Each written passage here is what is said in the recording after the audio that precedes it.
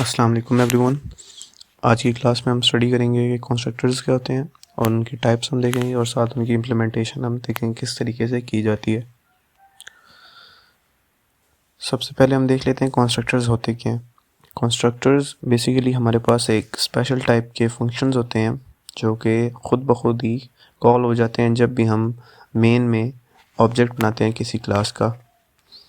अब इसका मकसद क्या होता है वो हम देख लेते हैं। मकसद इसका ये है कि हमारे पास जब भी हम एक कंस्ट्रक्टर फॉर एग्जांपल स्पेसिफाई कर देते हैं किसी एक ऑब्जेक्ट के लिए, तो उस क्योंकि कंस्ट्रक्टर एक फंक्शन होता है तो उसके अंदर जितनी भी चीज़ें हम लिखते हैं ना, जितनी भी स्टेटमेंट्स हम कर लिखते हैं वो सारी खुद ब खुद ट्रिगर हो जाती है, रन हो जाती हैं जब भी एक ऑब्जेक्ट बनता है।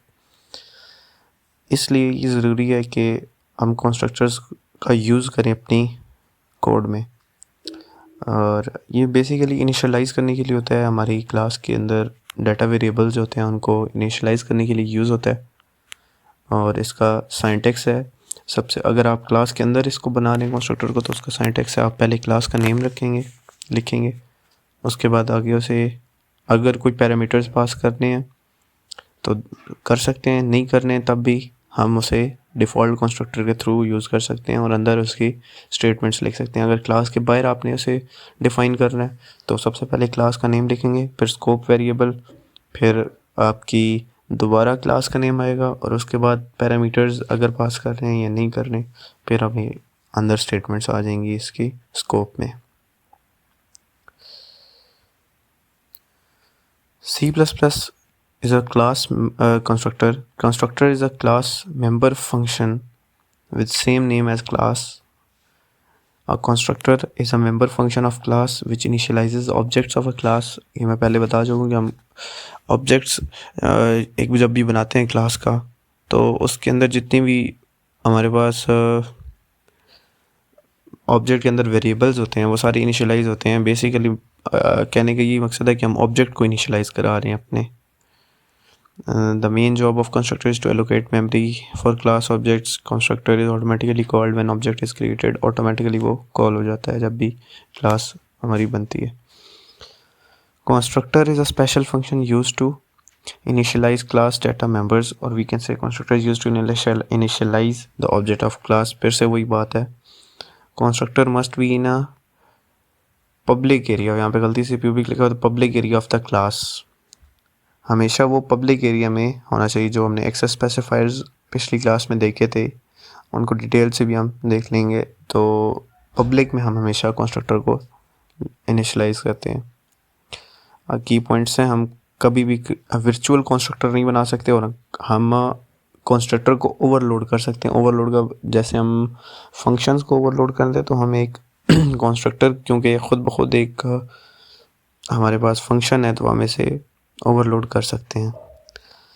आगे कैरेक्टरिस्टिक्स हैं कंस्ट्रक्टर का नेम हमेशा क्लास के नेम जैसा ही होना चाहिए, बिल्कुल सेम होना चाहिए। कंस्ट्रक्टर कभी भी वैल्यू रिटर्न नहीं करता। Constructor is invoked automatically when the object of class is created. आगे एग्जांपल है, हमने सबसे पहले क्लास ए बनाई है, उसके अंदर पब्लिक के अंदर हमने इंट एक्स बना दिया और फिर पब्लिक के अंदर ही, ये पब्लिक दोबारा लिखने की ज़रूरत नहीं है अगर एक बार लिख लिया है। और पब्लिक के अंदर दोबारा हमने अब लिखने का मेथड ये है कि हमने पहले क्लास का नेम लिखा है दोबारा से। कंस्ट्रक्टर का नेम वही होता है जो क्लास का नेम होता है, उसके बाद आगे पैरामीटर्स हम पास करें या ना करें वो हमारी मर्जी होती है। और इसके आगे हमने कोड ऑफ लाइन, ये जो स्टेटमेंट्स हमने ऑटोमेटिकली रन करवानी होती हैं वो लिखते हैं। हम जैसे इसकी वर्क फ्लो देख लें, वर्क फ्लो का नाम इसका नाम बताया गया, जो कंस्ट्रक्टर का क्लास का नेम होता है वही कंस्ट्रक्टर का नेम होता है। आगे जी, constructors can be defined either inside the class definition और outside class definition using the name and scope resolution operator. और यह पहले हमने देखा कि विद इन द क्लास हम कैसे करते हैं, अब आउटसाइड ऑफ क्लास ये वे उसे डिफ़ाइन कर रहे हैं। इन्होंने नेम उसे जो डिक्लेयर किया वो अंदर ही कर दिया, लेकिन उसे डिफ़ाइन जो कर रहे हैं वो क्लास के बाहर कर रहे हैं, तो वो भी आप देख सकते हैं। यहाँ पे इन्होंने सबसे पहले क्लास का नेम दिया, फिर स्कोप ऑपरेटर, फिर दोबारा से उस कंस्ट्रक्टर या क्लास का नेम, उसके बाद पैरामीटर्स और उसके बाद हमारी जो स्टेटमेंट हमने अंदर लिखनी होती है। अब इन्होंने एक नंबर बनाया, उस नंबर को हमने इस कंस्ट्रक्टर के थ्रू इनिशियलाइज़ कर दिया, उस नंबर को हमने 1 कर दिया। अब जब भी इस क्लास का कोई ऑब्जेक्ट बनेगा तो ये वाला ऑटोमेटिकली ट्रिगर होगा और इस नंबर को हर ऑब्जेक्ट के लिए 1 पास हो जाएगा।